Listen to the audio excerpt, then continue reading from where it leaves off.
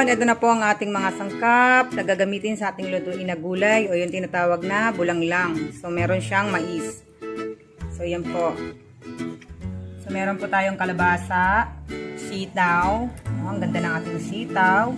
Talong, okra, at ang ating mais. So, yung pong mais na yan ay malagkit po yan. So, kulay purple para mas masarap. Pork. Gagamit po tayo ng pork. Siling haba at magic sarap o seasoning. Meron din po tayong bagong alamang. Fresh alamang po yan. Bawang, kamatis, at sibuyas. So, yan po. Let's start. So, yun. Naglagay na ako ng mantika. Painit na ako. Basahin na natin ang bawang.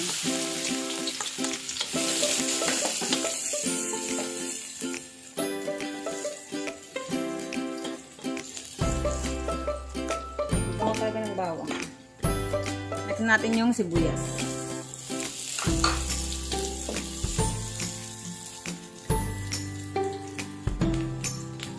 So, next natin ang kamatis.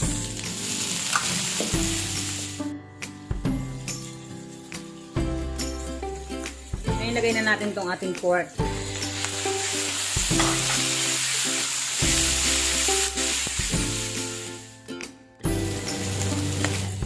Ngayon, lagyan na po natin ang bagong alamang.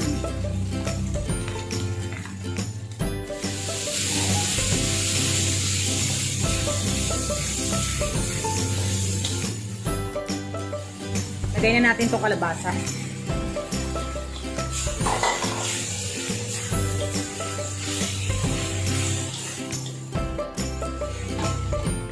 Lagyan natin ng tubig para lumambot yung kalabasa.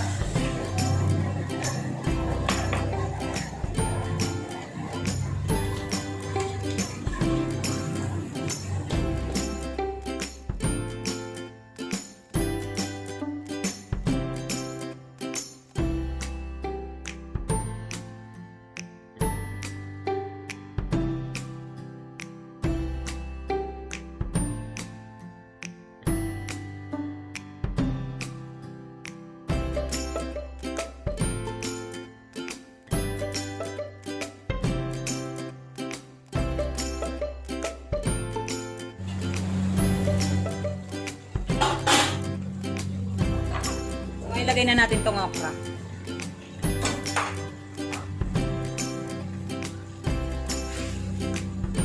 At itong ating talong.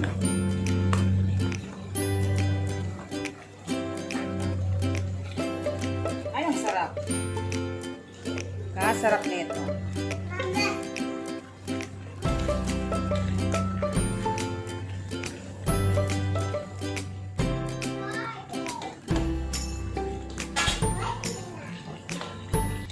Pa natin ulit.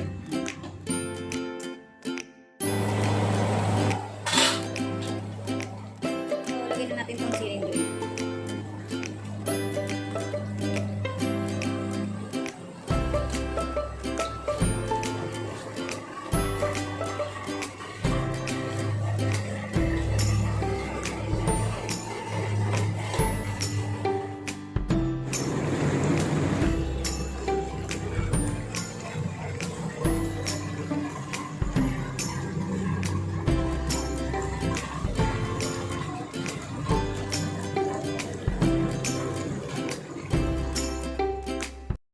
So, ito na po ang ating finished product. Tikman time.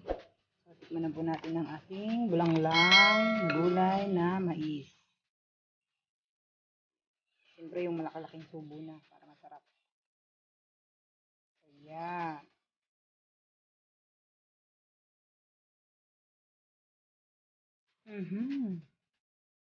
Ang sarap. Ang sarap, sarap.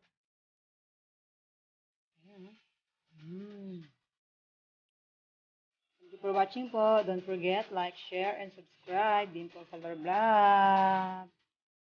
Okay, nang pa ulit. Ingat na ba?